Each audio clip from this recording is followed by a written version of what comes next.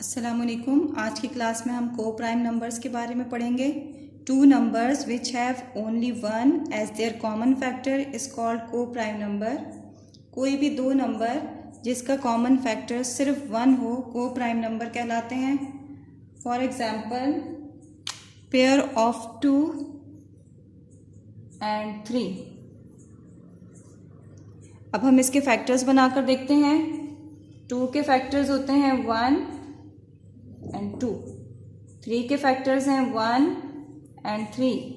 इन दोनों में common factor 1 है, तो हम कहेंगे 2 and 3 आर को प्राइम नंबर्स। 2 and 3 आर को प्राइम नंबर्स। एक और नंबर का पेयर हम लेते हैं 9 and 16। 9 and 16 के हम फैक्टर्स बनाते हैं। 9 के फैक्टर्स हैं 1 3 9।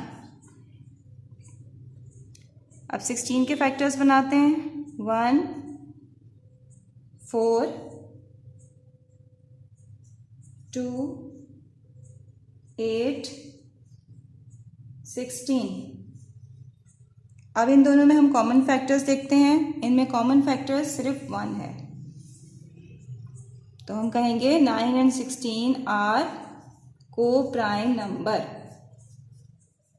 को प्राइम नंबर के बारे में आप लोग समझ गए होंगे। को प्राइम नंबर उन नंबर्स को कहते हैं, कोई दो नंबर का पेयर जिनका कॉमन फैक्टर सिर्फ 1 हो, को प्राइम नंबर्स कहलाते हैं।